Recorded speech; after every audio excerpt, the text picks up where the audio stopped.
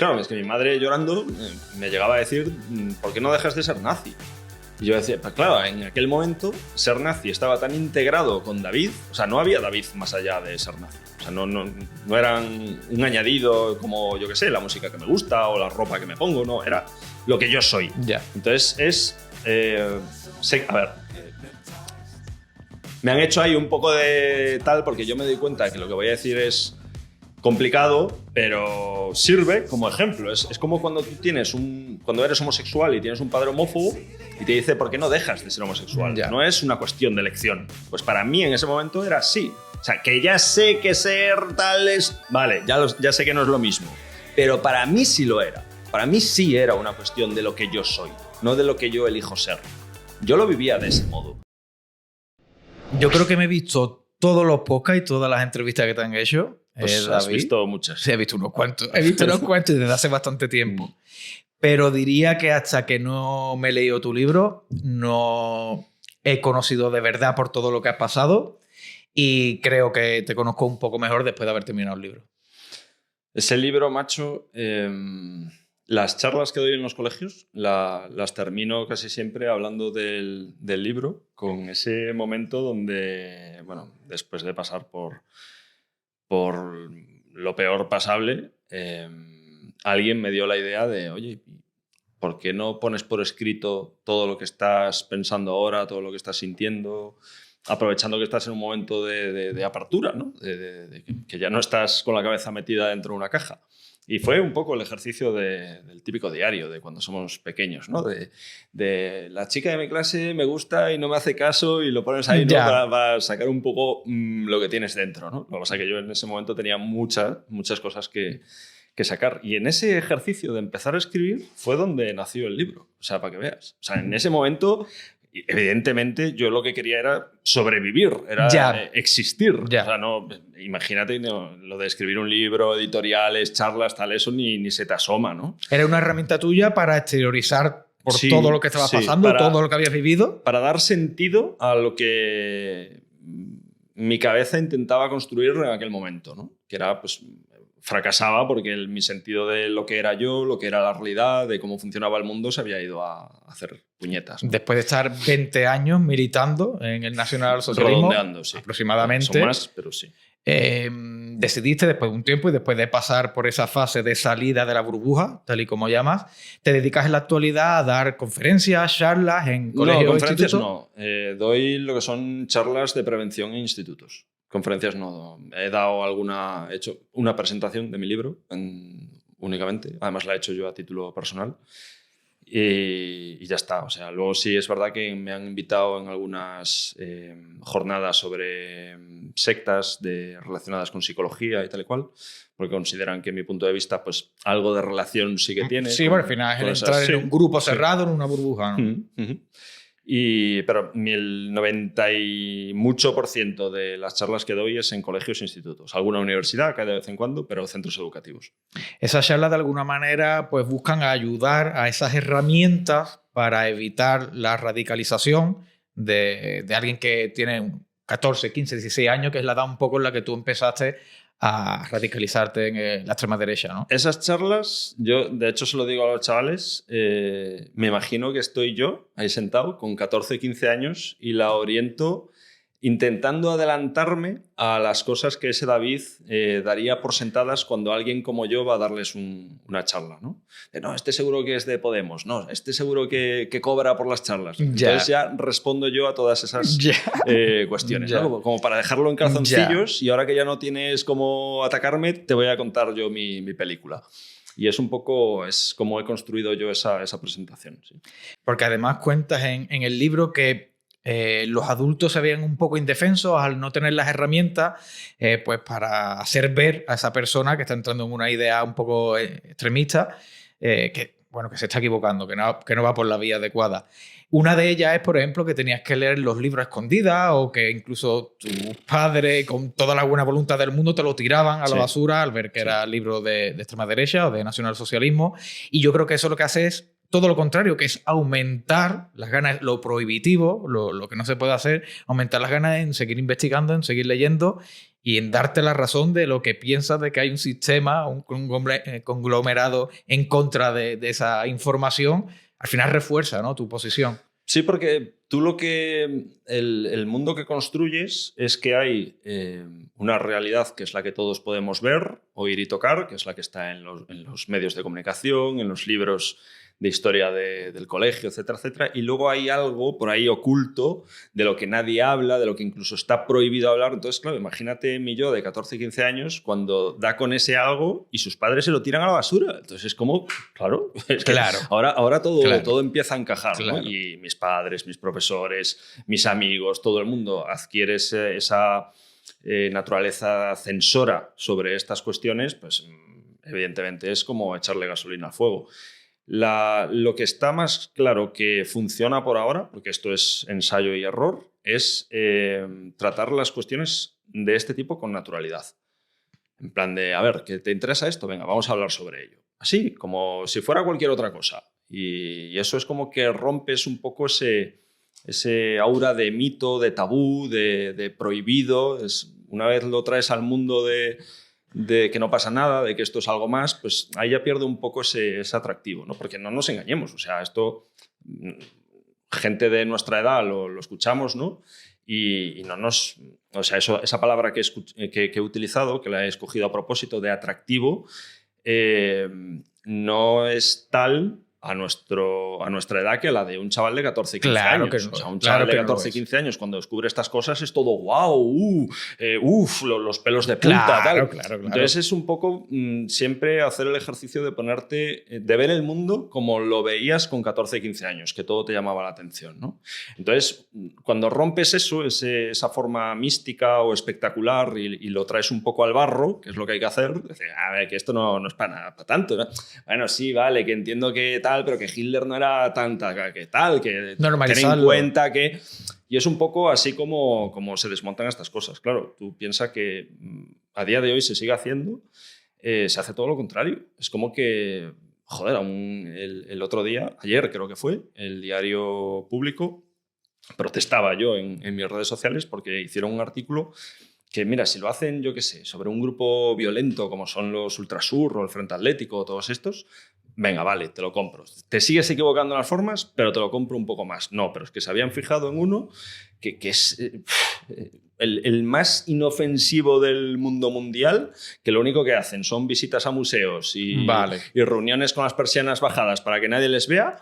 Y los presentaba como si fuesen, vamos, que estuvieran ahí maquinando para hacer atentados terroristas o vete tú a saber qué, ¿no? Entonces, claro, eso lo ve un chaval que sí conozca ese grupo, viendo cómo la prensa miente descaradamente sobre ellos y dice, claro, pues la famosa frase que digo yo mucho de si mienten sobre nosotros, ¿en qué más nos estarán mintiendo? Que esto lo dicen mucho los terraplanistas y toda esta gente. Si nos mienten sobre esta movida, ¿sobre qué más? O sea, ¿hasta dónde hay que perseguir al conejo blanco, ¿no? Claro. Entonces, esto es un poco lo mismo. Claro.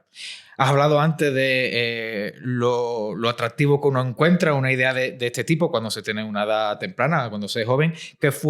¿Cuál fue ese atractivo que tú encontraste con 14 o 15 años? En mi caso o sea, no es lo que te encuentras, sino cómo te sientes. O sea, qué te hace sentir. Yo siempre digo que esto empieza por las emociones. Y de hecho al ser humano se le manipula por las emociones, siempre. O sea, no por la razón. No es...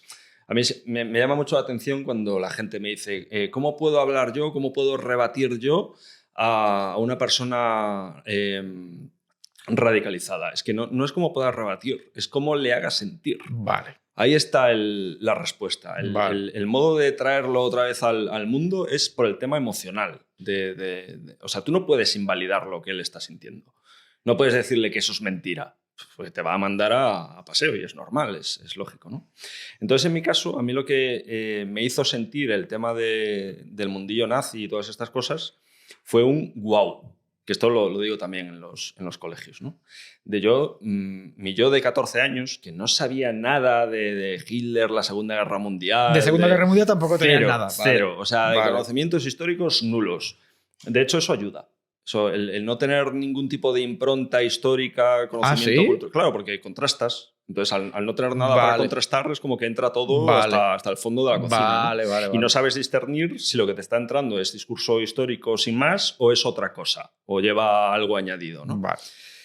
Entonces fue, jolín, yo además a los chavales les pongo vídeos con estas imágenes que ves los desfiles, las antorchas de noche, el ejército ahí perfectamente uniformado, la disciplina, ¿no? Que además se palpa yo he visto esas imágenes y a mí se me han puesto los vellos de punta. Es normal. Pues están hechas para eso. Claro. Están hechas para además eso. Yo el vídeo que les pongo está manipulado, se lo digo, este vídeo que acabáis de ver es nazi, porque coge los discursos en el mejor momento, copy-pega y los pone todos juntos. Vale. Con música de Gladiator de fondo, así el rollo muy épico. Claro, que a ver, que a mí hay profesores que me lo han dicho. Oye, David, que la verdad es que he visto este vídeo y se me ha puesto el vello ahí un poco yo. Tranquilo, que son emociones. O sea, el ser humano no controla sus emociones. Una vez alguien consigue que te emociones con algo, con un discurso, con una épica, con una retórica, ya está. O sea, ya está. Ya es como que has abierto la puerta y ya vas a entrar. Más aún si tienes 14, 15, 16 años. A nivel de adulto es más difícil, pero puede seguir pasando. Y ya te digo, pues fue con el WoW, vino con este tipo de imágenes de los soldados desfilando, de miles y miles de banderas. Además, fue uno de estos documentales que eran coloreados, que antes eran todos en blanco y negro, fue de los primeros que empezaron a colorear. Y claro, el color es como que impacta mucho más, ¿no? Y era un documental que estaba viendo mi padre y yo creo que es la anécdota que más he contado, pero es que nunca me canso de hacerlo porque me permite establecer el contexto, ¿no? Y dije, papá, ¿quién es ese señor? Que salía Hitler ahí hablando, ¿no? Que también hablaba muy bien, controlaba muy bien el arte de la oratoria, que no deja de ser un arte. Y se me quedó así mirando, en plan, este niño es normal, que no sabe quién es, pero tú qué haces en el colegio, ¿no? Y me dijo, muy mala respuesta, lo de, nada, es un loco. Pero claro, yo cuando pensaba en un loco, aquel David, hay que volver constantemente al David de 14 años. Claro que sí. Yo lo que estoy diciendo, lo ves desde la perspectiva de un adulto de 30, 40, 50 años y dices, este tío no me lo creo. Claro, normal que no te lo creas, pero tienes que verlo con la perspectiva de un chaval jovencito, ¿no?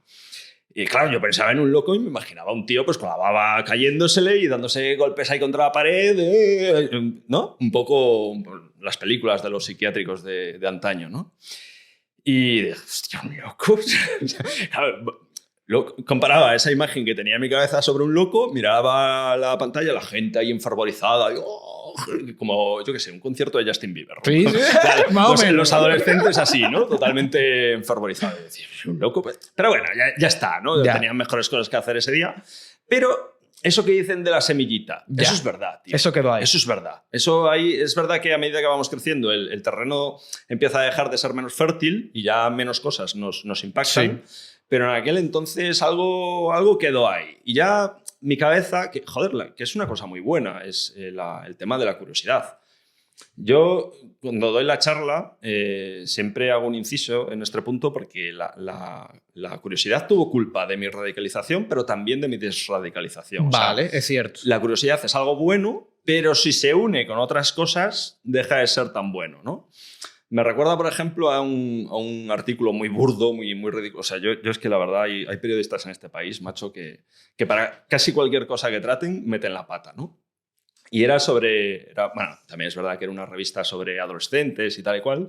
Decía, ¿cómo detectar que tu hijo o tu hija se está radicalizando? Era un artículo, fíjate que me acuerdo porque me impactó de lo ridículo que era. Vale. Y se me quedó guardado y ahora lo utilizo. Y era, si empieza a vestir colores muy oscuros, si escucha música heavy, si cambia de amistades, eso sí es verdad. Pero, joder, todos cuando estamos en la adolescencia buscamos, ¿no? Porque estamos un poco asentándonos en el mundo y es fácil que cambiemos de amistades, ¿no? O sea, por ejemplo, vamos a centrarnos en eso, el cambio de amistades. ¿Puede indicar que está radicalizado? Sí. ¿Puede indicar que no? También. ¿Cómo discriminamos? Pues viendo si lleva acompañadas otras cosas. Yo evidentemente el cambio, a ver, no sé, que empieza a vestir con esvásticas claro, y tal. Pues, exacto, pues que ahí es evidente. Ya es muy evidente, claro, ¿no? Pero no sé... El lenguaje, ¿no? Hablas del lenguaje. Por ejemplo, cuando una persona empieza a ser muy intolerante, en el sentido de solo ver las cosas o blanco o negro, para mí eso, blanco o negro, independientemente del discurso, eso ya es un rasgo de radicalización. Entonces es algo que hay que ver, ¿no? Y yo de pequeño estoy, o sea, segurísimo de que manifesté un poco este rasgo. Lo que pasa es que, claro, mis padres no tenían las herramientas para identificar estos percales, ¿no? Entonces lo que te decía del tema de la curiosidad, que se me encendió y empecé a buscar en internet, ¿no? Con el Google de entonces, que en mi casa había internet, pero era el modem este de 56K, ¿sí? que si te llamaban en ese momento se descolgaba y el ruido este que hacía de... Era horrible buscar en internet en aquella época, ¿no? Entonces lo que hacía era irme a los famosos ciber, que ahora ya no existen o casi están ahí un poco sobreviviendo, que ahí sí que tenían conexiones rápidas, ¿no? ¿Qué pasa? Que aquí hay hemos hablado del tema de la curiosidad, que es uno de los elementos, pero hay uno anterior que me he referido a él, pero no lo he nombrado. Cuando he dicho lo del wow, ¿no? Cuando vi esta imagen, eso algunos psicólogos se refieren a él como el efecto Semmelweis, le llaman, que dicta que cuando tú recibes algo, la primera impronta que recibes de alguna cosa, más aún si te interesa, y no hay nada que la contraste, eso se va a meter en el fondo de tu cabeza y ya va a condicionar absolutamente todo lo demás, ¿no? Vale. La primera impresión es la que cuenta, podría resumirse. Sí. Vale. Si en este caso la primera impresión es un wow, es algo bueno, es algo que te emociona, es algo que te impresiona, ese sentimiento ya va a condicionar toda la información que tú recibes. Que recibas a posteriori. Condicionar / sesgar. Claro. O sea, ya empiezas a automanipularte sin darte cuenta, porque esto es un proceso automático, ¿no?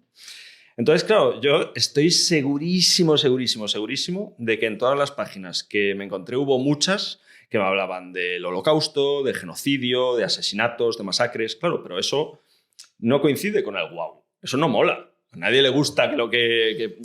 Claro. Contradice, lo afea. Claro, yo identifiqué ese wow como automáticamente, o sea, lo que nos gusta es lo bueno. Claro. Es como que nuestra mente asocia, me gusta, es bueno. Entonces, para mí, esto me gusta, estos son los buenos. Punto pelota. Claro, cuando veía cosas que me daban a entender que eran los malos, mi efecto Semmelweis decía, esto no me interesa, esto sí me interesa, esto no me interesa, tal. Entonces, yo recuerdo muy vívidamente imágenes tipo de Hitler, que se las pongo también en los colegios, de Hitler pues dando de comer a cervatillos, Hitler con perritos, Hitler con niños, sí. Vale, Hitler con niños, con flores, recibiendo muchos abrazos de gente por la calle, tal, ¿no?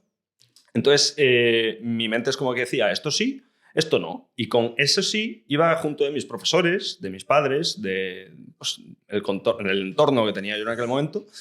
Y claro, volvemos otra vez al principio. 14 años, 15 años, chaval, simplemente con curiosidad, ya hubo profesores que me hicieron la cruz.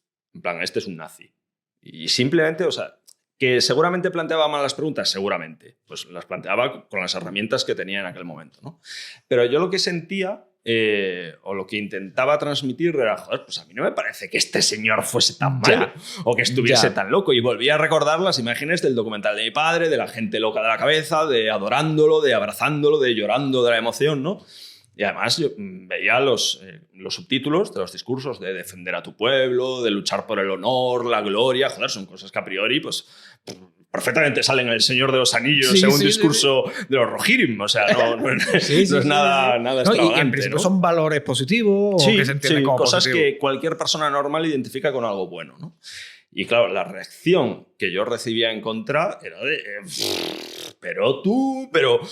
Madre mía, pero ¿dónde te estás metiendo? ¿Pero a ti quién te lavó la cabeza? Ahí ya fue con 14, 15 años donde empecé a escuchar eso. Vale. ¿Quién te lavó a ti la cabeza, no? Entonces, claro, llega un punto... Y no había sido nadie, había sido tú solo. Yo solo. Sí, esto es algo que mi madre nunca ha entendido. O sea, mi madre, en los años que yo ya estaba perdido totalmente, me decía con lágrimas en los ojos de Daviciño, ¿quién fue el que te comió a ti la cabeza? Y claro, yo intentaba hacerle entender que, pero mamá, que esto no es nada malo, que esto es al contrario, esto es positivo. Si nosotros estamos defendiendo aquí... O sea, yo intentaba nazificar a mi madre. Claro, o sea, claro. Hacer proselitismo con ella, ¿no? Claro, cuando ya te das cuenta de que no hay manera, de que tú, joder, es que tú lo percibes como algo bueno. O sea, tú no hay nada, no hay ningún input dentro de tu cabeza que te diga, oye, David, ten cuidado con esto. No, porque tú todo lo que percibes es bueno, son cosas positivas, son, pues, no sé, además me acuerdo de que eso sí que fue mala suerte, tío. El único libro, o sea, en mi casa no había nada de literatura de este tipo. Claro, me lo No te vayas a pensar que me mi lo padre imagino, desfilaba claro. escondidas por el pasillo, claro, ¿no? O sea, estoy nada, convencido que no. No. Pero había un libro que se llamaba El acorazado Bismarck. Vale. Bueno, el autor es un nombre impronunciable de estos alemanes compuestos, que seguro que era descendiente de condes o vete tú a saber. Y lo mismo, tío. Ahora me he leído ese libro y sí que en algunos apartados te habla de cosas de los alemanes que no molan tanto, pero si tengo que decir una parte que me impactase mucho ese libro, que vamos, si no me lo hubiese vuelto a leer, juraría que todo giraba en torno a eso, era el modo en que los alemanes, que eran muy honorables o tenían un concepto del honor muy, muy elevado, que es verdad, cada vez que hundían un barco inglés y no corría peligro y podían hacerlo, tomaban un tiempo en rescatar a los soldados ingleses o norteamericanos o lo que fuesen, ¿no? Entonces, pues como eso, 1.000 millones de historias que reforzaban la idea de que los alemanes eran un poco los buenos, ¿no? Claro, cuando a mí la realidad me da un input y la gente me da otro, yo le daba más peso a lo que reforzaba lo que yo empezaba a germinar dentro de mí, ¿no?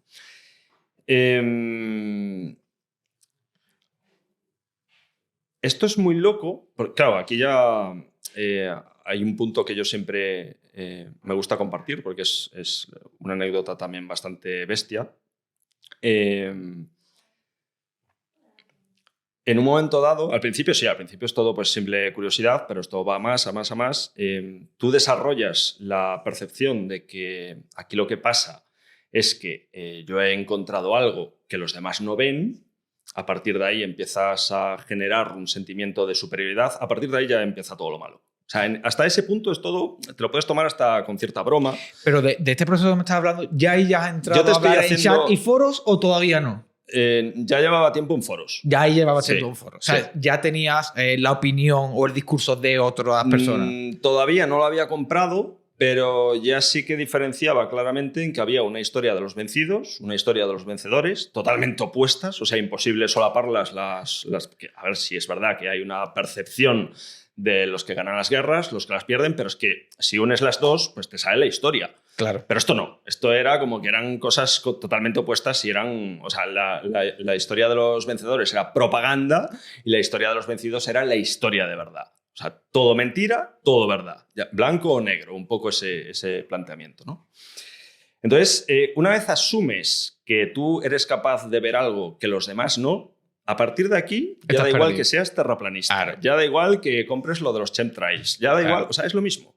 Tú eres más listo que los demás y lo único que pasa es que, bueno, pues tú has tenido la suerte, por fortuna tú has conseguido liberarte, un poco lo que quieres venderlo. En mi caso fue pues con el nazismo/fascismo. Y claro, esto va a más.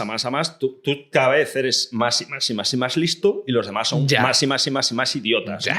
Entonces, imagínate, yo esto lo veo mucho cuando intento hablar con gente que está en el punto donde yo estaba. Hostia, tío, la soberbia con la que me hablan, la chulería, el paternalismo de a ver si espabilas, a ver si lees más, a ver si... Yo, o sea, en ese momento entiendo lo que debieron soportar mis padres. Claro. Mis padres, mis amigos, mis profesores. O sea, ahora entiendo que me diesen la espalda o pasasen de mí, porque tenía que ser insoportable totalmente. Y en una de estas, mis padres, cuando ya veían que se les iba de las manos, que yo me hacía más y más arisco, era cada vez más difícil hablar conmigo, me lo tomaba todo como un ataque, etcétera, etcétera. La verdad es que la volvieron a cagar, macho. Me pusieron una película que era la lista de Schindler, que seguro que la has visto, que es la peor reelección que podían hacer, porque Spielberg es judío. Entonces, claro. ¿Qué va a decir un judío sobre el Holocausto? ¿No? Para mí era una parte, ¿cómo se dice? Interesada en todo este berenjenal, ¿no? Entonces, claro, joder, la lista de Schindler es una película dura, es jodida, ¿no? Y en una de las escenas, creo que fue cuando uno de los guardias de las SS se lleva a uno de los esclavos que no había conseguido hacer no sé cuántas bisagras o porque habían tenido que reajustar las máquinas o lo que fuese, pues va a ejecutarlo en la parte de atrás y se le encasquilla la pistola. Y está como que... Además, yo sabía que la Luger nunca se encasquillaba porque era la mejor pistola del mundo, Bueno, no sé qué, no sé qué. ¿No? Y yo me empiezo a reír. Pero a reír en plan de jajaja, de sujetándome la barriga. Claro, te imagínate mi padre viéndome en ese momento y dice, este tío es un psicópata, se la este ha tío ido está la cabeza. enfermo. Claro. Y me dice, claro, con cara de las circunstancias del momento, ¿no? ¿Pero a ti te hace gracia esto? Y ahí ya dejo de reírme y le digo, no, a mí lo que me hace gracia es que tú te creas esta mierda. Ya. Porque desde el primer momento, desde esa primera fase, ya tienes que aceptar que los judíos, los sionistas dominan todo. En el momento que compras la teoría de la conspiración... Pero eso, yo entiendo que eso es un proceso. Es decir, desde el principio está esa conspiración. No, o sea, tú no abres un día un foro de internet y lees los judíos controlan el mundo y dices, claro, los judíos... Eso no, voy, eso no va a así. eso voy. Eso no va sí, pero bueno, pero vas viendo cosas y al final con ese vas viendo cosas de confirmación... y cuando descubres que los judíos controlan el mundo dices, ahora lo entiendo todo. Vale. Pero hay todo un proceso donde pues, vas hilando una serie de puntitos, evidentemente ignorando otros, convenientemente, y al final llegas a ese punto. A mí me preocupa una cosa, porque aquí en este podcast estuvo Carlos Augusto Casa, que es un periodista de investigación, y él contaba el tema de la información y el algoritmo, porque claro, tú te sentiste interesado por un tema y tú buscabas sobre ese tema. Pero es que hoy en día, con que hagas una búsqueda o hagas dos, el propio algoritmo ya te va a facilitar el mismo contenido una y otra vez. Yo he de decir que eso lo viví. O sea, yo eso lo viví con YouTube. Yo igual en YouTube buscaba... YouTube no era lo que es hoy. De hecho, yo creo que es cuando empezaban Jordi Wild y todos estos. Vale. Más o menos. Igual no, igual empezaron más a posteriori, pero es que YouTube lleva mucho tiempo con nosotros. Lleva tiempo. O sea, en el 2002 yo creo que ya estaba YouTube. Sí, es probable. A principios de los 2000, sí. Y yo me acuerdo de buscar grupos de música nazis y en sugeridos me salían otros que yo no conocía. Y es como que YouTube me decía, sigue ¿has escuchado este grupo? Claro, entonces, claro, a ver, el algoritmo es un programa. Son ceros y unos. Él no es una persona que... No hay que ver conspiracionismo. No, es que YouTube hace nazi a la gente. No, eso no es verdad. Es un programa que no sabe filtrar. Exacto. Y él simplemente te ofrece lo que quieren es que tú consumas. Da igual lo que sea. Eso es. Entonces, sí, yo eso... Y ahora está... Claro, ¿qué pasa? Que en aquel momento solo había YouTube y ya está. Ahora hay Instagram, hay TikTok, hay como 1000 algoritmos y todos te están lanzando cosas muy chungas. Y es lo mismo y no sabes de ahí. Si te gusta el heavy, pues no hay fallo, porque vas a descubrir... Mucho, de hecho, le vas a agradecer al algoritmo descubrirte nuevos grupos que no conocías. Ya. Pero como sea un discurso, como sea un tema conspiranoico, como es que te vas a hundir, es que no sales de ahí, no vas a salir. Y eso quizá en tus inicios aún no estaba tan vigente el tema del algoritmo, pero aún así... Ayudó. Claro. Y a través de chats, de foros, fue cuando empezaste a encontrar tus primeros contactos de... Sí, claro, ya ¿Te sentías solo, entiendo, al principio? Me sentía incomprendido. No solo. O sea, yo no era un chaval sin amigos. Yo tenía amigos, lo que pasa es que me di cuenta en un momento dado que no me entendían. ¿Por qué? Pues porque tenían el cerebro lavado pues, por el discurso oficial, de la prensa, de los medios de comunicación, etcétera, etcétera. Evidentemente, yo intentaba enseñarles la verdad, que era la mía. No, era mi verdad, no la verdad. Y bueno, a unos no les interesaba, a otros les importaba. Me decían, bueno, sí, vale, pero ¿y qué? Claro. ¿Cómo que y qué? Pues porque hay una conspiración. Y yo me volvía loco. Yo no, vamos. ¿Podría decirse, la juventud la llegaste a disfrutar? No. No la disfrutaste. No. Y de hecho, me acuerdo como si fuese ayer, el que era entonces mi mejor amigo, que me dijo algún día te va a pesar esto porque yo, claro, estábamos en una discoteca, yo no bebía porque el alcohol era un medio de esclavitud a la juventud, que en parte es algo de razón hay en ese discurso. Es así. Pero miraba alrededor, todo el mundo borracho, aquella música, ¿no? que nos arrancaba de nuestra verdadera esencia europea, blanca, etcétera. Y me indignaba. Sería reggaetón, seguramente. Sí. Claro. Me indignaba y me iba. Y me indignaba. Ante el reggaetón es normal que se indigne uno. Sí, no, pero daba cualquier música ya, que no cualquier fuese, cosa. Yo qué sé, Estirpe Imperial o este tipo de grupos, para mí ya era música del sistema, ¿no? O sea, es igual que mi verdad, pues mi música. O sea, o es como yo o es mierda. Es así de simple, ¿no? O sea, es un mundo cada vez más estrecho, un mundo cada vez más pequeño. Y me iba de la discoteca y me llamaban y bloqueaba a todo el mundo y luego volvía a aparecer y en una de esas me dijo, algún día te pasará esto que estás haciendo. Y yo, tú cállate, tú lo que pasa es que eres un borrego del sistema. Pues sí, tenía razón. Ahora no puedo volver atrás. Claro. ¿Y cómo fueron los inicios de Resistencia Aria? Porque creaste una página web que... Creamos. Vale. Yo ahí era un pringao. O sea, yo de hecho era el que menos... ¿Cuánto llevabas ya dentro de leyendo, informándote? Llevaba... Claro, es que yo leía como un animal. Entonces, leía mucho. Claro, porque yo descubrí que pues, todo lo que sabía era falso. Entonces tenía que reaprender la historia, reaprender todo. Yo con tu historia he aprendido que muchas veces, que desde los prejuicios, uno piensa en un nazi, un neonazi. Un tonto que no sabe ni leer. Exacto, un borrego, que sí es verdad que tú diferencias esa parte más de acción, que solo está más relacionado con los hooligans, con el fútbol, y luego hay gente realmente que son eruditos dentro del nacionalsocialismo, que lo que hacen es estudiar, leer... No es que yo diferencie, es que los periodistas mienten y mezclan cosas que no tienen nada que ver, que es distinto. Vale. O sea, yo simplemente lo que he hecho es decir, no, esto es así y asá. Si os han engañado, no es culpa mía. Pero eso es...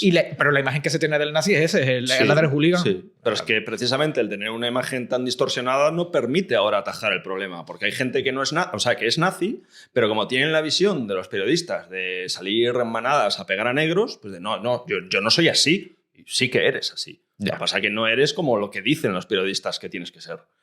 Pero ahora tenemos un problema doblemente gordo. Tanto mentir y sensacionalismo y tal y cual, pues mira lo que nos ha llevado. Claro.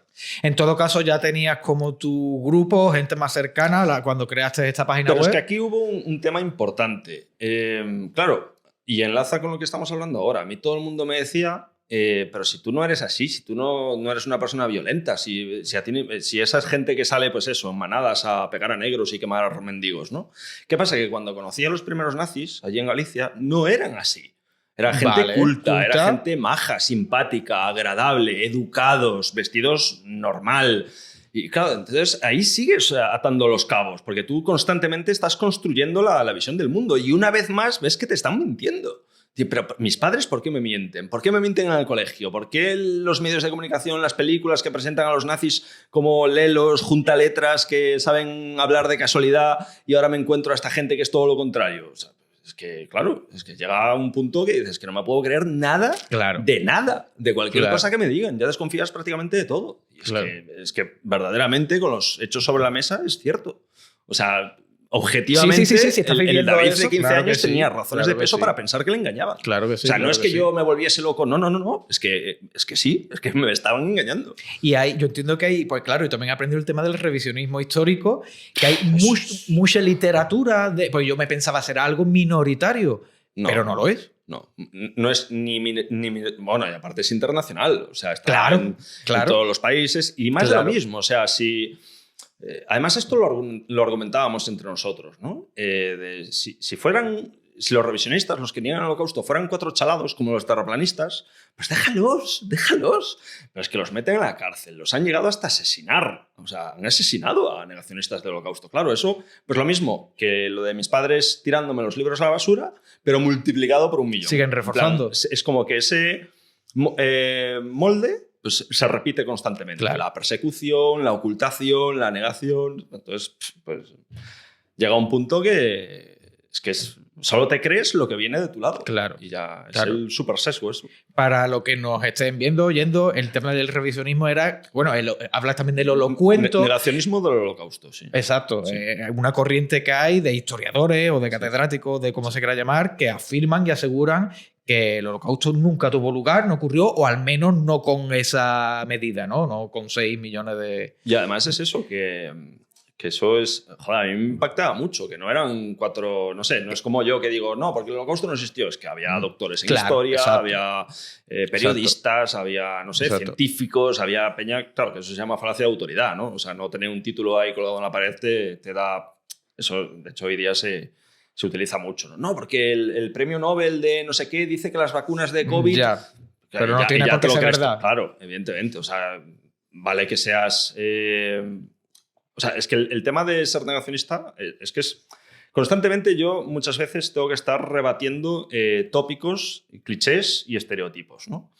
Y si eres negacionista del holocausto, tienes que ser imbécil. O O sea, tienes que ser alguien sin estudios y no, es que no.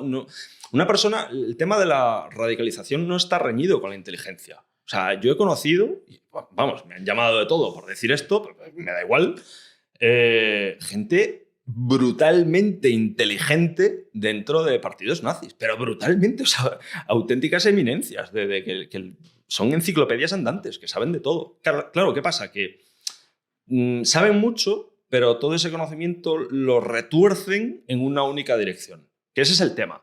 Claro. O sea, tú puedes tener... o sea, una persona que tiene muchas ideas contrarias entre sí en la cabeza y sabe gestionarlas, bien. Pero cuando te quedas solo con las cosas que a ti te convienen y todas las demás son mentiras del sistema, ahí tienes un problema bastante gordo. Por mucho que sepas, por muchos libros que hayas leído, o sea, es que no estás gestionando bien la información. Es un problema de gestión de la información. Y esto se está poniendo mucho por pedagogos expertos con el tema de las redes sociales, de que no, o sea, de que estemos dándole plataformas electrónicas, móviles, iPads, etcétera, a chavales de 5 años que todavía están desarrollando el lóbulo frontal. Es una locura. Vamos, es una locura. Estamos preparando ahí una generación de auténticos tarados. Eso es una locura. Sí. Y nos vamos a ir del tema, pero es que eso genera una dopamina constante, que eso luego para suplirlo con cualquier otra cosa. No puedes. Es que yo soy de la generación anterior. Yo soy de la... Bueno, yo también, de la generación... O sea, yo me alegro de que no me haya dado. Sí. O sea, yo creo que estaría loco de la cabeza si yo con 7 años tuviese eso. Yo creo que, o sea, si trasladas mi historia dentro de 20 años, con un chaval criado con los teléfonos móviles, no sale. No sale, o sea, es imposible, porque la cabeza no tiene forma esa mente de pensar más allá. Es una locura lo que estamos haciendo. Yo creo que a fin de cuentas la única manera de salir de ahí, que bueno, sí que siquiera ahora dentro de un rato vamos a eso, es el tener la mente tan abierta como para ser capaz de leer o de oír algo, escuchar, prestar atención, algo que sea fuera de la línea, ¿no? Es que ahí fue donde se empezó a romper muchos años después. Pero se tienen que dar las... O sea, una persona radicalizada, cómoda, o sea, que no... Eso se llama ventana... O sea, hay ventanas de radicalización. Claro, tú eso no sabes. No dices, me estoy metiendo por una ventana de radicalización. Eso es invisible. Igual que cuando desarrollas adicción, no te das cuenta, porque entonces frenarías en ese proceso, ¿no? Sí, pero en la adicción hay un momento en el que uno dice, yo soy adicto a esto. Puede haberlo. Hay muchos que son negacionistas de su problema. Vale, o sea, tú a un adicto que no lo haya reconocido, le presentas el problema y seguramente tengas una situación bastante complicada de gestionar. Y quitando esa fase final en la que sí empezaron a haber dudas dentro de tu cabeza durante los 20 años, 15, lo que quiera de militancia, ¿hubo en algunos momentos en los que llegaste a dudar? No. ¿En ningún momento? Nunca. No, es imposible. Nunca. De hecho, esa es una diferencia fundamental. Y lo digo en los colegios, que abracen el decir, no lo sé. Claro. Eso es una maravilla. Claro. O sea, eso es como ganar un superpoder. El poder decir delante de un auditorio lleno de gente que te está mirando ante una pregunta, pues no lo sé, pues déjame darle unas vueltas, dame tu correo y te busco y te respondo. Es que eso es la liberación total, tío. Claro. Una persona radicalizada no... Es que eso se lo tomaría se lo toma como una debilidad. Entonces yo por eso estaba siempre leyendo, siempre informándome, siempre porque no podía verme en la tesitura de decirle a alguien, no lo sé. Ya. Pero todo del mismo sesgo, de la misma temática, de la misma vía. Sí. Entonces lo que hace es reforzar. Totalmente. Y además te ves en la obligación también, o en el deber moral, de hacer que la información que tú tienes, de la iluminación de la que tú gozas, que otros también sean partícipes, ¿no? Claro, nosotros cuando en Resistenciaria montamos la página web, nuestro objetivo fundamental era trasladar la verdad que nosotros habíamos descubierto a la mayor cantidad posible de personas. O sea, nosotros cogíamos nuestros libros de literatura nacionalsocialista, revisionista, negacionista del Holocausto y todo esto, y lo volcábamos en masa en la página web. Nosotros queríamos que la gente leyese nuestros libros. Claro. Y además había una librería en Barcelona que la cerraron, que era su error, con 1000 sentencias entraron muchas veces, sacaron los libros para afuera, la saquearon, la policía, incluso los antifascistas una vez sacaron los libros, los quemaron en medio de la calle. O sea, que lo hagan los antifascistas, vale, pero que lo haga la policía al final sigue reforzando el... Sí. El fiscal de los delitos de odio allí en Barcelona ha hecho más por promover el pensamiento nazi-fascista que lo que él cree persiguiendo este tipo de... Claro. Persiguiéndolo de ese modo, porque está claro que hay que Claro. perseguirlo, está claro que no hay que darle manga ancha, pero no así. O sea, en pleno siglo XXI cerrar librerías... Claro. Da igual cómo lo presentes, Sí, macho. Vas a quedar sí. como el culo. Sí. Y les vas a dar las de La ganar a razón ellos. perfecta a ellos para hacerse más fuerte y reforzar. Y en la parte de arriba de la librería Europa, según entraba, ponía la verdad os hará libres. Y Vale. eso es muy fuerte. Vale. Cuando entras con 14, 15 años y estás Vale. descubriendo esas movidas y ves eso, dices, Claro. se te ponen los pelos Claro. de punta. Claro que sí. Y esa web, además que también antes hablaba, esto sí que fue mala suerte. Era una web humilde de... ¿La de Resistencia Aérea? Sí, Resistencia Aérea. Bueno, llegamos a ser la segunda más visitada en habla hispana del mundo. ¿En cuánto tiempo? En poco tiempo, en 2-3 años. Pero es que estábamos todos los días, o sea, eso es lo que llama... Nosotros decíamos que el movimiento llama al movimiento. Y Vale. eso, en la calle, en internet, en todas partes. Y nosotros todos los días, o como mucho cada 2 días, Actualizaba renovábamos ahí. la tal. Y además la web tenía una cosa muy buena, que nada más entrar ponía última actualización, tal. Tal y día. un link de la cosa que habíamos actualizado. Vale. Entonces la gente que entraba constantemente veía que había, pues que la cosa... Es como el que tiene un canal de YouTube y constantemente, bueno, tú que estás ahí con el Sí, podcast, aquí estamos, imagínate dándole que caña. subes un vídeo cada 5 meses. Pues la gente va a pasar de ti. Claro, exacto. Pero sí, si sí, estás, sí. yo qué sé, subiendo un vídeo cada 2 semanas, la gente va a estar ahí pendiente, ¿no? Sí, Pues sí, es lo sí. que pasó un poco con nosotros.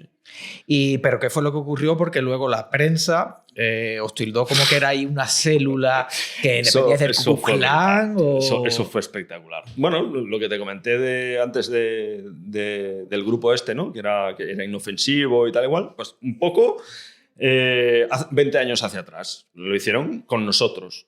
En aquel momento yo sí que compraba pues, que Hitler era una gran persona y nos mentían sobre él y todo eso, pero la cuestión de la conspiración como que se me atragantaba ahí un poco, ¿no? Yo razonaba con mis... Ahí debería tener unos 16, 17 años. ¿De la conspiración? ¿Te refieres a los judíos? La conspiración judía. Vale, Sí. vale. Pero sobre todo, a ver, vale, sí, estaba claro que los judíos, por ejemplo, controlaban Hollywood y todas estas cosas, pero el tema de que el holocausto fuese mentira, yo eso no me lo creo, tío. Eso es muy exagerado, No. eso es demasiado gordo. O sea, ¿Nunca te lo llegaste a creer? no, en aquel momento no. Vale. Pero, efectivamente, La Voz de Galicia, que es un diario bastante importante de allí, o sea, no estamos hablando de, no sé... Yo conozco La Voz de Galicia, claro. Es un, Y no soy de Galicia. Es un medio potente. Sí, de sí, allí, sí. ¿vale? Sacó un artículo sobre nosotros, sobre Resistencia Aérea, a todo color. Eran 6 o 7 páginas y eso era espectacular, tío. Era espectacular. 6 o 7 páginas. 6 o 7 páginas, todo mentira, tío. De arriba abajo, pero además unas mentiras brutales, pero brutales. O sea... Mira, tío, no sé cómo presentártelo. Es como si dices que piensa en la persona más inofensiva del planeta, como que te la están presentando como un asesino serial, ¿vale? O sea, decían de nosotros que teníamos vínculos... Bueno, Resistencia Aérea en sus mejores momentos llegó a ser 8 en toda Galicia, ¿vale? En toda Galicia, 8 personas, 8 frikis. Bueno, pues decíamos que éramos cientos por toda España, que teníamos, por supuesto, todos fichados por la policía, con delitos graves... teníamos gente en las cárceles, vínculos con el Ku Klux Klan norteamericano, que nos financiábamos vendiendo drogas, tráfico de armas, que prostituíamos mujeres en toda la costa levantina porque teníamos contactos con... Bueno, o sea, y era ahí 8 eso coleguillas, por decirlo... escúchame, o sea, eso cogieron un folio sin investigar nada sobre nosotros, empezaron a escribir, a inventarse las primeras cosas que tal y lo publicaron. Entonces, claro... En el contexto de yo estar intentando digerir todo esto, porque yo vivía unos debates brutales con el nazi que más sabía dentro de la Resistencia Aérea. Una persona que creía fervientemente todo lo que defendía y que el holocausto, por supuesto, era mentira, ¿no? Y siempre que salíamos teníamos un debate bastante potente entre él y yo sobre... Siempre acabábamos hablando de la cuestión del holocausto y yo siempre le decía, va, venga, tío, eres un exagerado. No me lo creo. Llevas este tema demasiado lejos, me acuerdo que le decía. Bueno, cuando salió el artículo, me acuerdo que digo, un debate hablando sobre esto, sobre el tema, me dijo, además es que me lo tiró muy bien tirado. Si mienten sobre nosotros, que no somos nada, imagínate sobre el holocausto. Claro. O sea, ¿cómo freno yo eso? Claro, no puedes, puedo, imposible. Es que no puedo. Y ahí ya, claro, No ya existía que es una cosa que se repite mucho con ciertas personas religiosas, etcétera, es la necesidad de creer. Ya. O sea, es como que ya me había comido un poco eso del proselitismo, el ser especial, el comprar ese discurso de nosotros y ellos, de vernos por encima, de la verdad revelada. Al final no deja de ser como una religión. No me extraña que me llamen de congresos de sectas y tal. Sí. ¿Y en algún momento, varios años después, has descubierto cómo pudieron escribir eso o sabes quién fue? Eso no, lo intenté demasiado. buscar en hemerotecas, no lo encontré. Pero estoy seguro de que sería un becario que le dijeron mañana, o sea, sin tiempo, tienes que hacer un artículo sobre estos pájaros. Habría escuchado algo por ahí, habría visto la página web. Se metió en la web, intentó investigar por ahí, vio que no había nada, digo, bueno. Y eso reforzó brutalmente. Lo escribió, claro, lo mandó, nadie le dijo que no y para adelante. Claro. Que era algo que no tenía importancia, pero para mí en ese momento sí la tuvo. Fue una importancia. ¿Y tus padres leyeron esa noticia y sabían que tú eras parte? No, vale. No, yo ya llegó un momento que tenía como una doble vida en mi casa. Vale, no compartías eso. No. ¿Y el fin de esa web fue original por el artículo? No, que va. La web siguió muchos años más. Vale. Resistencia Aérea se disolvió al nivel de calle. O sea, perdona, que a pesar de eso no hubo una investigación policial, no hubo una persecución. La policía debió ver eso y se debieron descojonar de joder, esto es de la voz de Galicia, mienten. Eso quién se lo va a tomar en serio, tío. La pasa que estoy seguro que hubo gente que sí que se lo debió creer. Hombre, claro, no cualquiera que lo lea. Hay gente que se lee cualquier cosa de los periódicos y a pies juntillas. Cualquiera que lo lea, claro que sí. Es que nadie tiene por qué sospechar de, joder, si esto está publicado será que es verdad, ¿no? Lo habrán investigado. Sí, pues sí. Bueno, y la veracidad que tenía ante la prensa, que yo creo que se está perdiendo con el paso de los años, pero ante lo que se veía en el periódico, lo que se veía en el telediario, eso era verdad, sí o sí. Sí. Eso está bien. Y me dice que aguantaste ahí varios años más. Sí, varios años más. Por movidas internas de enemistades y tal, nos terminamos enfadando entre nosotros. Yo ya había decidido irme a Madrid. Entonces un chaval, el que me dijo lo de si mienten sobre nosotros, que no somos nada, tal y cual, siguió a cuenta propia, se hizo con las claves de la web y tal y cual, y la siguió manteniendo él. Vale. ¿Qué pasa? Que un día, esto fue lo que me contó él, a ver, ahora ya no sé si creérmelo o no tenía en aquel momento ningún motivo para mentirme.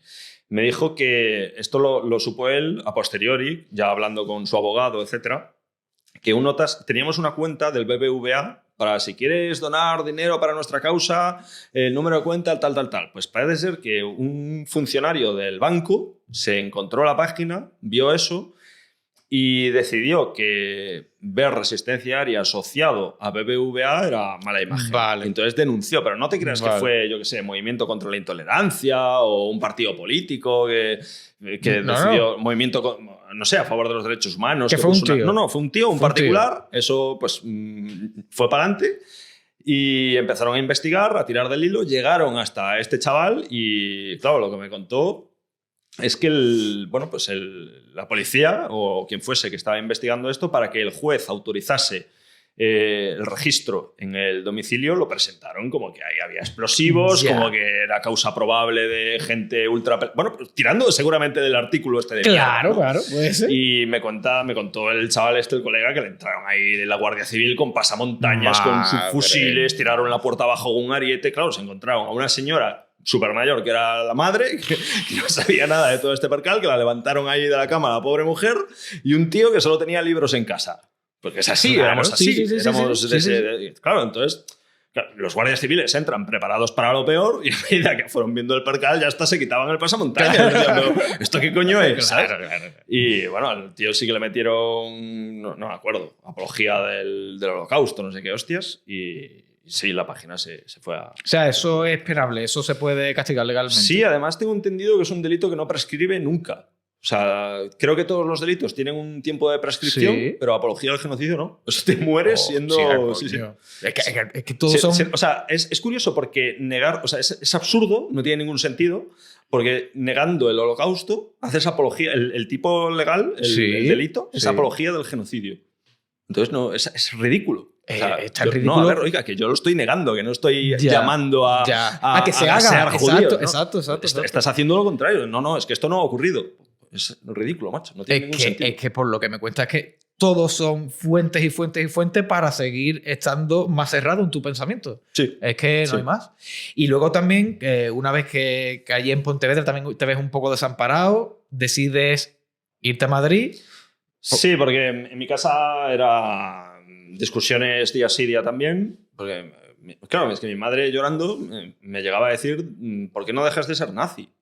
Y yo decía, pues claro, en aquel momento ser nazi estaba tan integrado con David, o sea, no había David más allá de ser nazi. O sea, no eran un añadido como, yo qué sé, la música que me gusta o la ropa que me pongo, no, era lo que yo soy. Ya. Entonces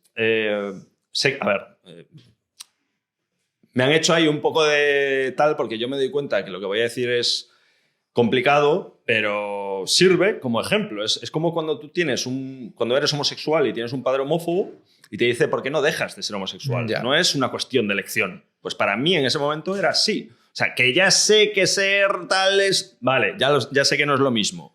Pero para mí sí lo era. Para mí sí era una cuestión de lo que yo soy, no de lo que yo elijo ser. Yo lo vivía de ese modo. Entonces, claro, ver a mi madre llorando y diciéndome eso, joder, yo no quería hacerle daño a mi madre. Yo no es que me volviese un loco y un psicópata, ya te jodes, No, hombre, claro, no, a mí me dolía evidente, ver a mi madre claro. llorando y diciéndome eso. Digo, Claro. ya está, tengo que poner tierra por medio, mi madre no acepta pues por lo que yo soy, me tengo que ir. Entonces dije, bueno, como ya resistenciaria, además ayudaba, ¿no? Yéndose a pique, dije, ¿qué hago? ¿Dónde hay más nazis en España? Madrid. Pues allá que me voy y allá que me fui. ¿Y también entraste en el ejército? Me metí en el ejército porque dije, a ver, ¿cómo puedo hacer para...? Yo en aquel momento era informático. O sea, podría haber ido perfectamente a currar de informático a Madrid. Lo que pasa es que había hecho un análisis de mercado de lo que cobra un informático en aquel entonces en Madrid, cómo estaban los alquileres, etcétera, etcétera. Digo, uff, esto... No da para comer. Esto no es viable. Entonces, ¿cómo puedo hacer para tener un curro donde caerme muerto, o sea, alojamiento y un buen sueldo? Y además un horario que me permita a mí, joder, es que tal y como lo estoy diciendo, tú que estás ahí en el meollo, vamos, es que estoy describiendo la vida militar. Sí, tienes sí. una residencia gratis, tienes un sueldo, tienes un horario con todas las tardes, fines de semana libres y un curro Si no fijo. si no tienes guardia... Sí, bueno, eso es, Sí, son poquitas, ¿no? Tampoco. Y además, joder, por todo esto de la Segunda Guerra Mundial, los alemanes, el ejército, tal, es como que eso pues germinó en la dirección de que la vida militar me atraía, me llamaba la atención, ¿no? Y dije, va, pues me meto al ejército. Pero en ese momento era un medio para un fin. En ese momento yo solo tenía luchar contra los judíos, defender a la raza blanca del genocidio, hacia dónde nos llevan, etcétera, etcétera, ¿no? ¿Qué pasa? Que ahí hubo una cosa muy guay que... Como te digo, hasta ese momento mi vida estaba enfocada 100% en el nacionalsocialismo. Es como que al entrar en el ejército, sin yo darme cuenta, se inició una vía paralela. En plan, al principio yo lo percibía como eso, como un medio para un fin, pero ¿qué pasa? Que el ejército me empezó a gustar. O sea, más allá de un medio, me empezó a molar el rollo de salir a correr por las mañanas, de formar ahí a bandera, de las maniobras, de estar ahí raptando. Joder, yo me venía arriba con esas historias, ¿no? El pintarte la cara, los vehículos militares, tal. Y claro, ¿qué pasa? Que el ejército... es que esto es una movida, porque hay peña que... El ejército para ellos es el Cuarto Reich. O sea, es un nido de nazis y no hay forma de sacarlos de que eso no es así, ¿no? Y cuando digo que el ejército en parte me ayudó a desradicalizarme, no lo entiende. ¿Qué pasa? Que el ejército está lleno de sudamericanos, de gente de otras nacionalidades, etcétera, etcétera. ¿Qué ocurre? Claro, yo hasta ese momento en Galicia no hay población migrante en aquel entonces. O sea, de hecho, yo cuando llegué a Madrid dije, estamos invadidos. O sea, claro, yo venía de todos mis vecinos, todos mis compañeros de clase.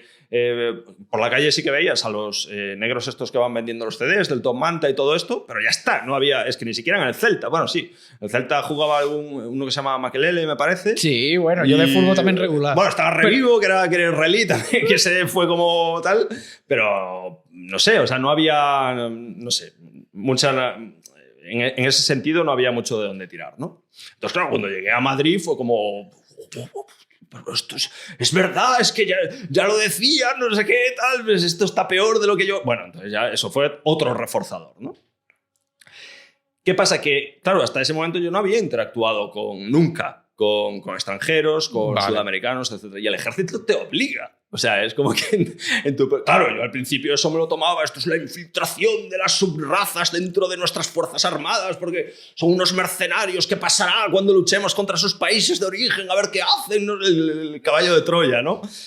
Claro, ¿qué pasa? O sea, al principio fue el ejército, me empezó a gustar, que el ejército, vamos, a un nazi purista 100%...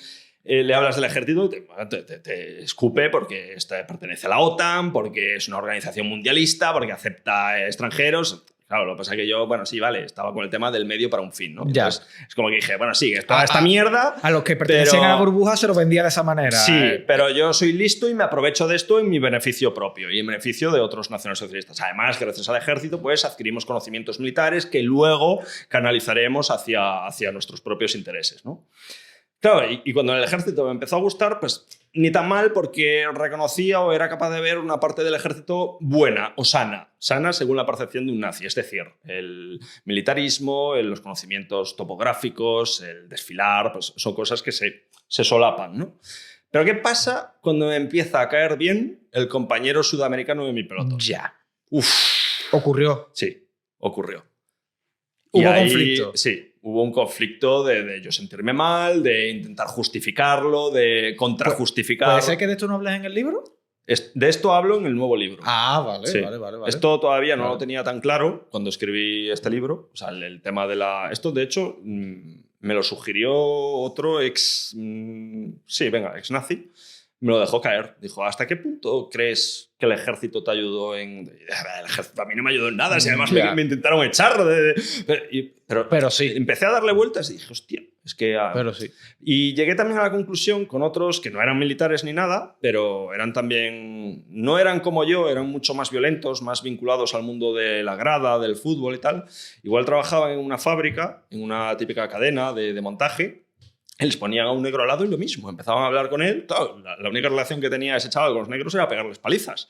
Y en el momento en que puedo hablar con uno que aún por encima era majete, pues es como que, a ver, que no deja de ser nazi ni deja de ser violento y tal, pero ese pesa mucho. Ya. ¿Sabes? Ya es como que algo empieza a trastocar ahí. Sí. El tema es mover algo. O sea, tú no vas a desradicalizar así a nadie, jamás, es imposible.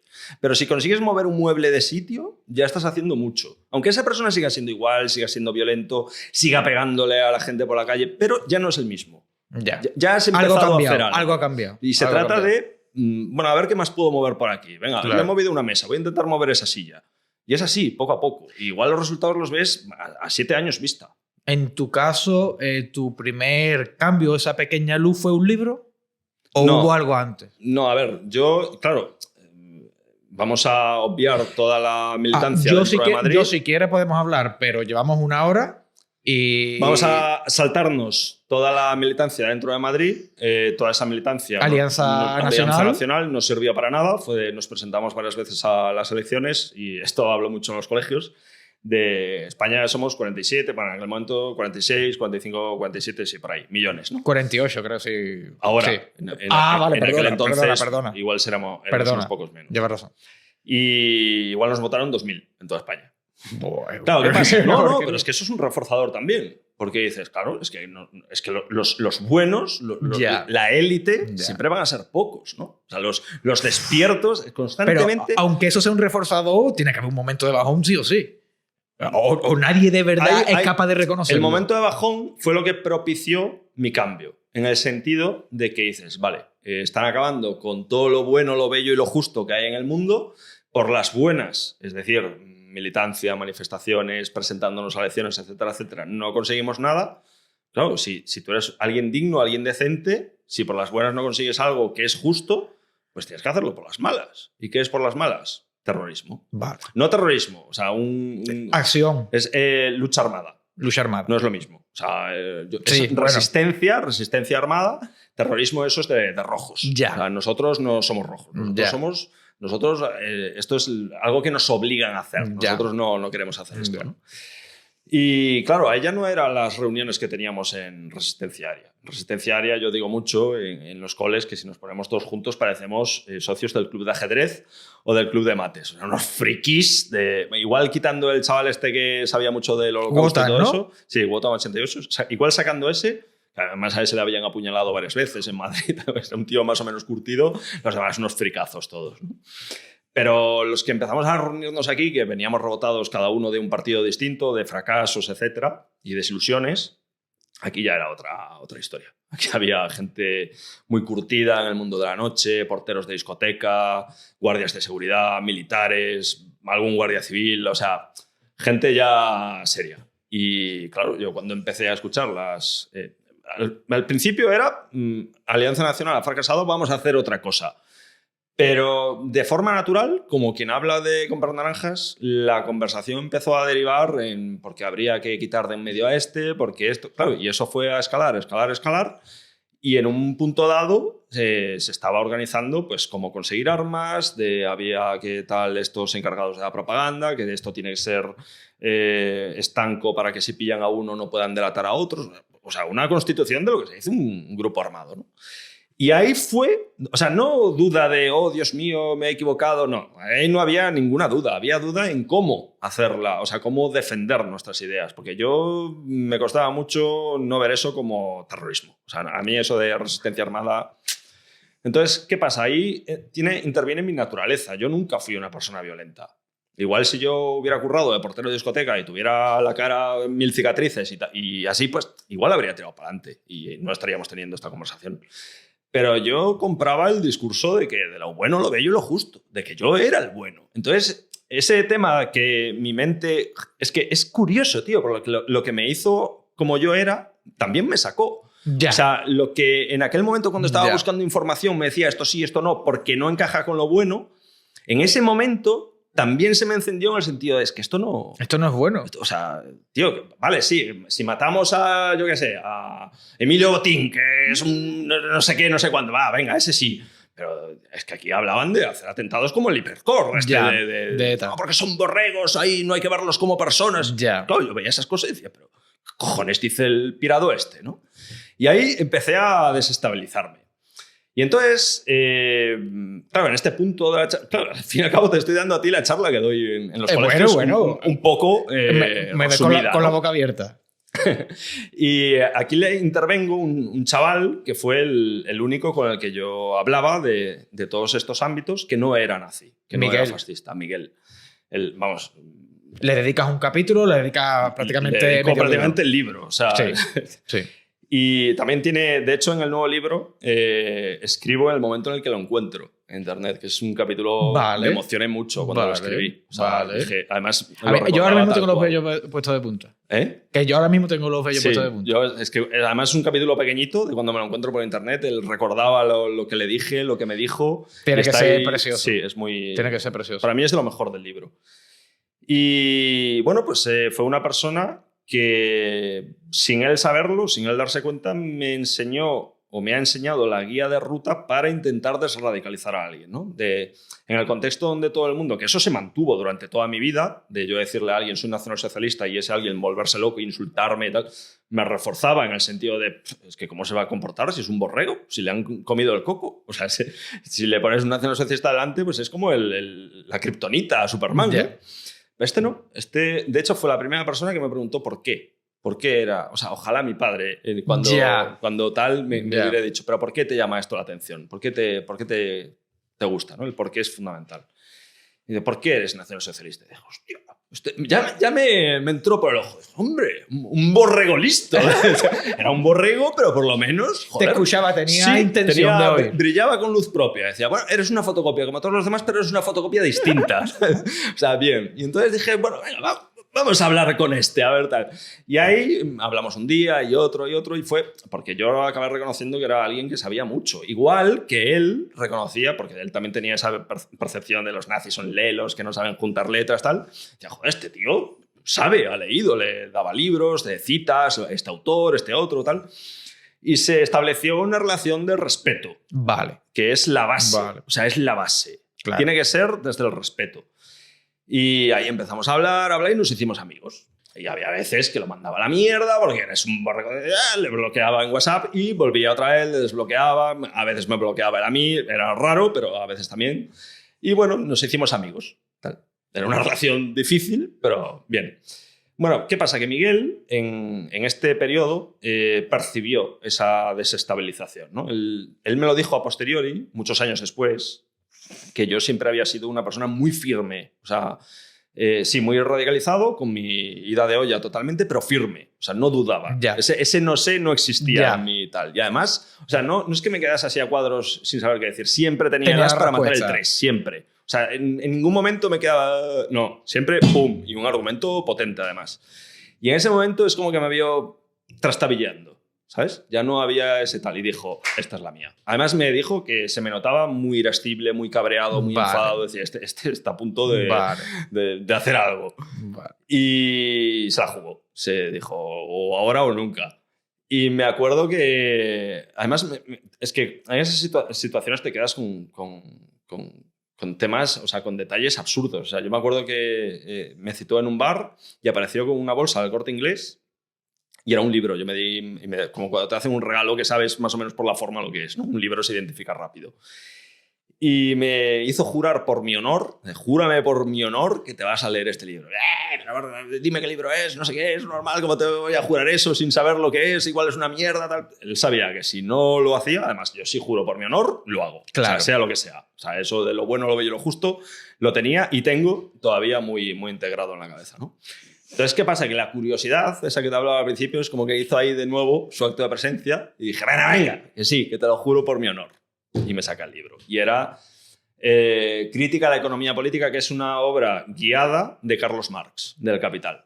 Claro, en este momento del colegio, digo, si el David de 15 años estuviese por aquí, diría, claro, ahora es el momento en el que te haces rojo y comunista y vienes aquí. Y no, insisto mucho porque esto es muy importante, que a mí no me interesa el marxismo, me importa. Está bien saber lo que decía este señor, pues porque es un personaje histórico importante, y está bien saber lo que pensaba, ¿no?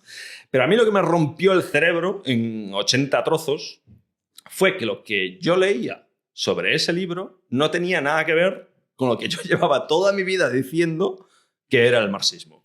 Y vale. Es la figura de la falacia del hombre de paja. Vale. O sea, descubrí en mis... O sea, una cosa es detectar que alguien... Por ejemplo, yo eso lo veía constantemente, falacias de hombre de paja con el nacionalsocialismo. Cuando a mí me decían que Hitler quería... O sea, y decía en sus discursos que había que gasear a 6 millones de judíos, decía, eso es mentira. Eso es mentira. Enséñame ese discurso. No, seguro que lo habré visto por ahí. Pero enséñamelo. Búscalo tú. No. Bueno, vale. Es mentira. No existe ese discurso. Claro. Pero cuando descubres esa figura en tu propio credo, no discurso, en tu propio credo, en tu conjunto de creencias, dices, a ver, ¿qué mierda está pasando aquí? Claro, al principio dije, claro, no dudas de tus ideas, no dudas de esto. Ha sido igual una equivocación mía y volví otra vez a leerme el Mein Kampf, a todos estos libros, ¿no? Y dice, no, es que está claro. O sea, Hitler Y ahí, hostia, tío, eso es como... Si tienes las fichas de... Claro, yo creo que si no estuviese en ese periodo de inestabilidad, de asomarme a ese precipicio que es el terrorismo, que es el igual tener que matar a una persona, Miguel ni se habría atrevido a darme ese libro. Porque cuando yo empecé... O sea, ese libro me lo terminé de leer, que me costó, lo tiré a la basura, volví otra vez al contenedor a por él, porque la curiosidad no me decía, no, esto no se puede quedar así. Ya. O sea, esto hay que acabar de leerlo a ver hasta dónde llega este tema, ¿no? Y llamé a uno de mis mejores amigos, un super nazi, también vale. Muy, como yo, muy purista, muy ideológico, de leer 1000 libros, tal. Cuando me vio con el libro, tío, tuvo la reacción que yo debería haber tenido con Miguel si no estuviera en la ventana de desradicalización que estaba atravesando. Que me dijo, ¿qué cojones haces con ese puto libro? Claro, entonces yo intenté contraargumentarle, no, porque esto es para conocer a nuestro enemigo, no sé, intenté vender ahí un poco tal. En ese momento yo ya, es verdad que tenía pues un poco esa semilla de la duda. No dudaba, pero sí la semilla de la duda. Y no me dejó acabar la frase y me dijo, ¿qué pasa, que ahora eres de Podemos? Ay, yo me quedé, pero ¿qué? O sea, ahí la cosa empezó a escalar, nos pegamos de hostias de milagro y yo ahí tuve que decir, bueno, venga, además le había invitado a mi casa, mira, o sea, no quiero que esto acabe así, vamos a dejarlo, vamos a estar bien este finde, vamos a hacer lo que habíamos decidido, vamos a salir juntos, tal. Pero ahí ya había... Él, en ese momento es como que vio una línea que yo había atravesado. Que ya había atravesado. Y yo lo intento escenificar con... Tú imagínate, ¿vale?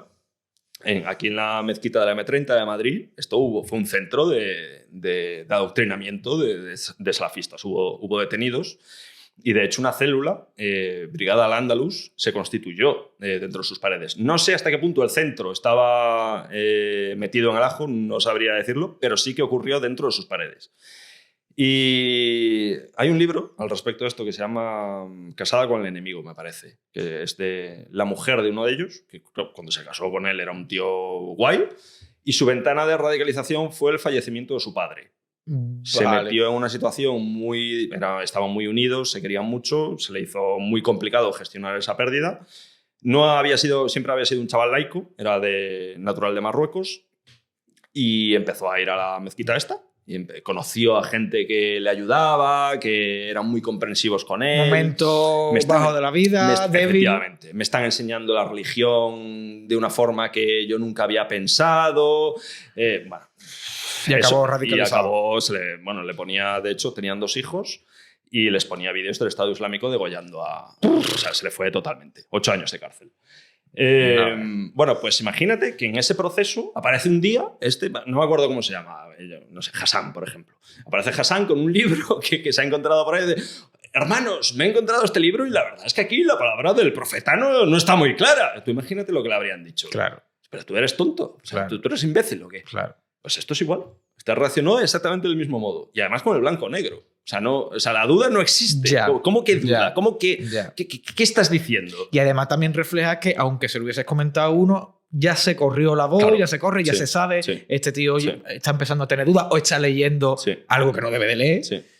Y eso tú también lo notaste. Sí. Y además es triste y eso genera un proceso muy dañino, muy doloroso, porque la gente que tú quieres, porque los quieres, pues que insisto, que en ese momento yo seguía siendo un nazi y orgulloso.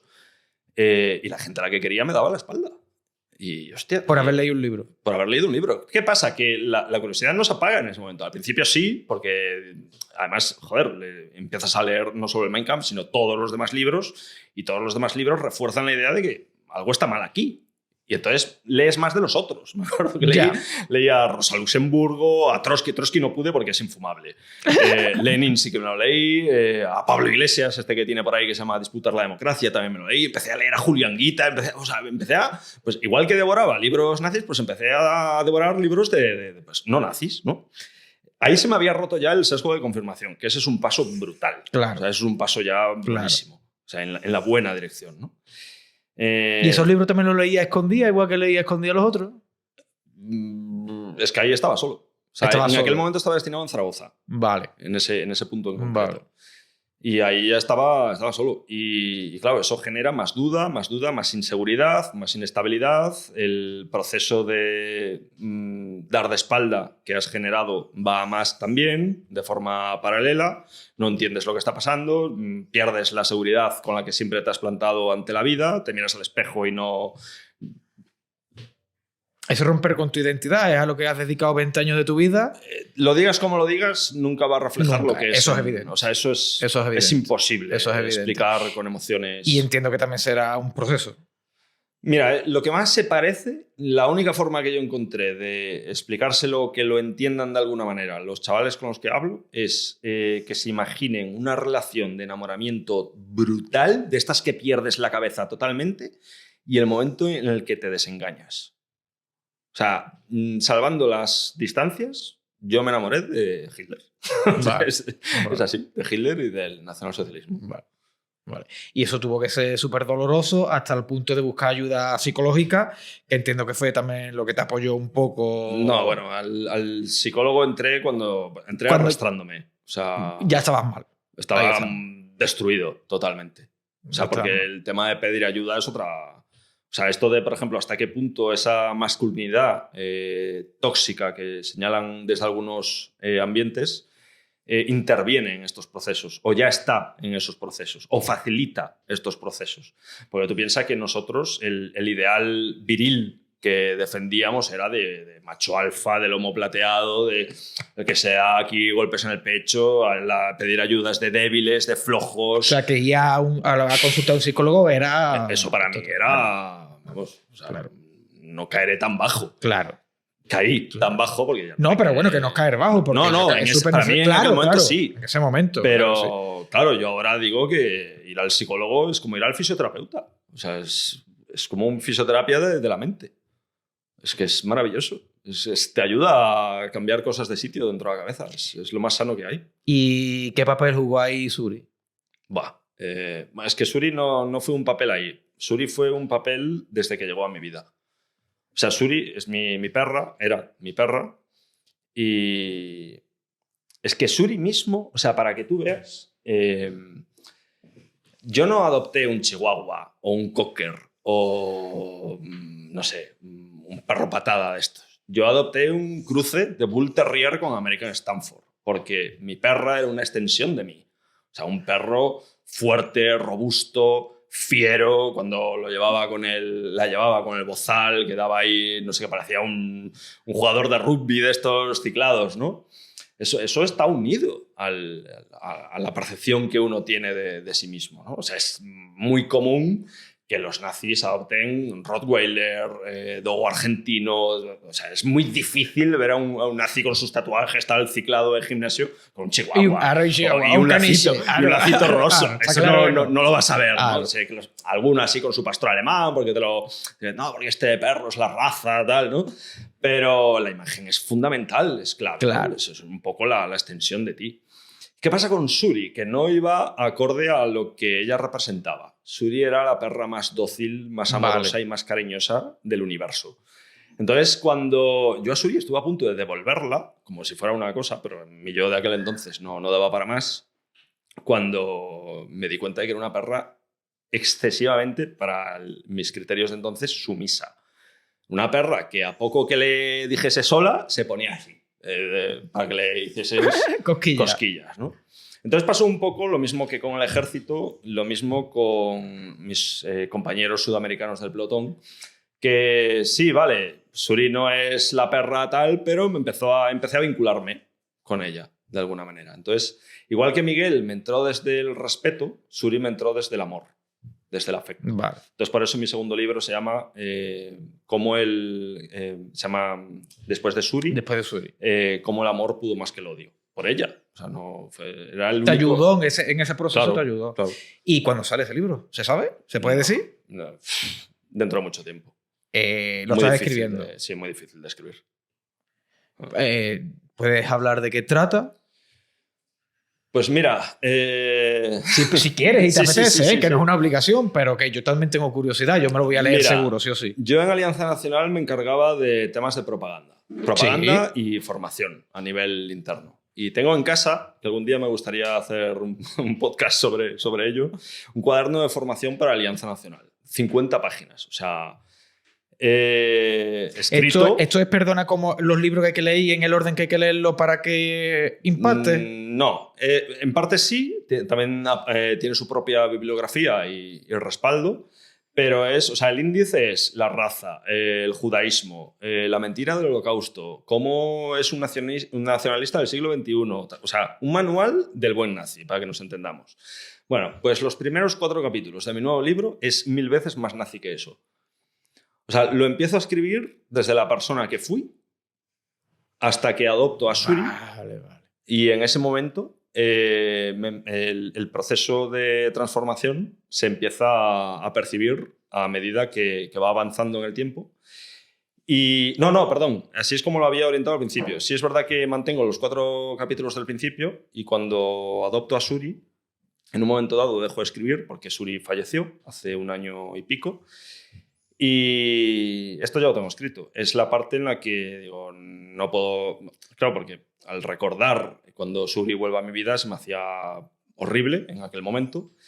Y digo, pido perdón al lector, pero no me acuerdo cómo lo escribí exactamente. No, pido perdón al lector, pero Suri nos acaba de dejar, ha fallecido, vengo de tal. Entonces voy a aprovechar del mismo modo que Memorias de un Nazi me sirvió para sacar todo el dolor, toda la inseguridad y todo el vacío que tenía en aquel momento. Voy a aprovechar y voy a compartir con el lector cómo me siento en este momento. Entonces es como que el libro corta el desarrollo. Hasta ese momento está escrito con una fuente especial, se llama no me acuerdo cuál es. Y desde el momento de Suri, de su muerte, empieza a ir hacia atrás en el tiempo. A medida que que ese David actual se va transformando en la persona que empezó a escribir el libro, recupero la fuente en la que está escrita. Entonces se va entremezclando y se va a centrar en el proceso de desradicalización. Vale. Pero la persona que empieza a escribir el libro es distinta de la persona que la termina. acaba. Y al final se terminan uniendo de una forma que ya tengo más o menos clara. Y todo por medio de Suri. O sea, Suri es como el hilo conductor entre los dos Davices. Y la lleva tatuada en el cuello, además. Llevo el nombre y ahora me estoy haciendo hueco en el pecho para hacerme su carita, sí. ¿En el pecho era el hueco que tenía reservado para Hitler? Sí. Y ahí me voy a hacer a Suri. Yo creo que el cambio está bien hecho, ¿no? Sí. Yo creo que sí.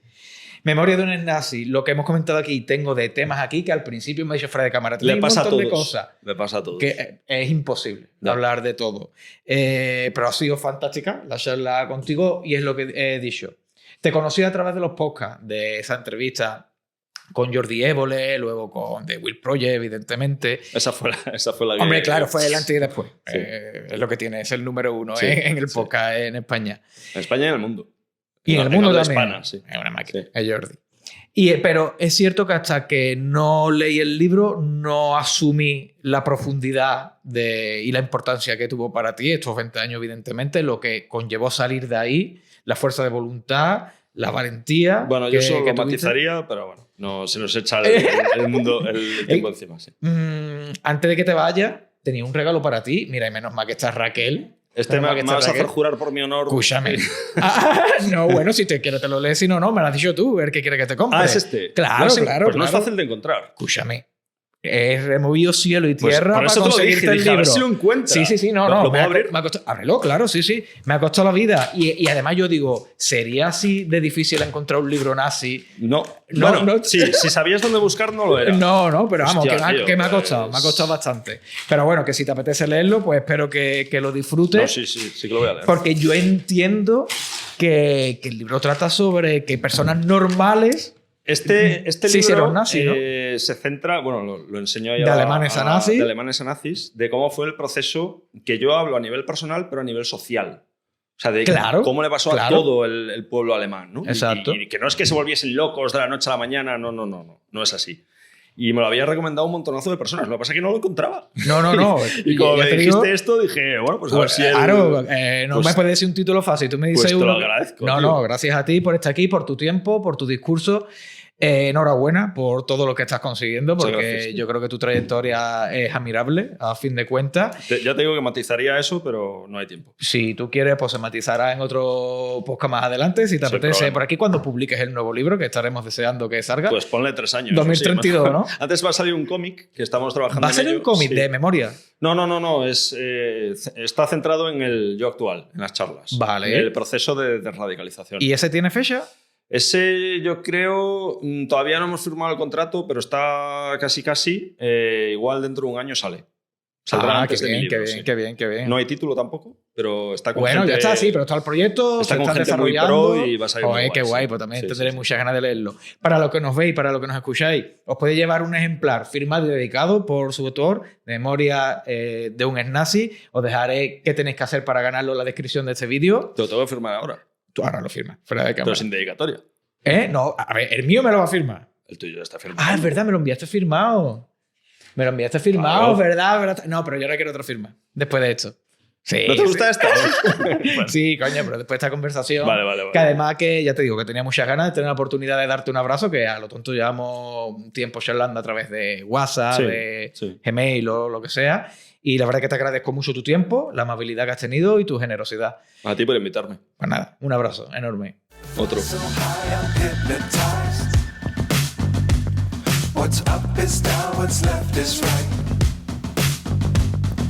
Chasing stars and holding you. I can't see the end, but we'll see it through.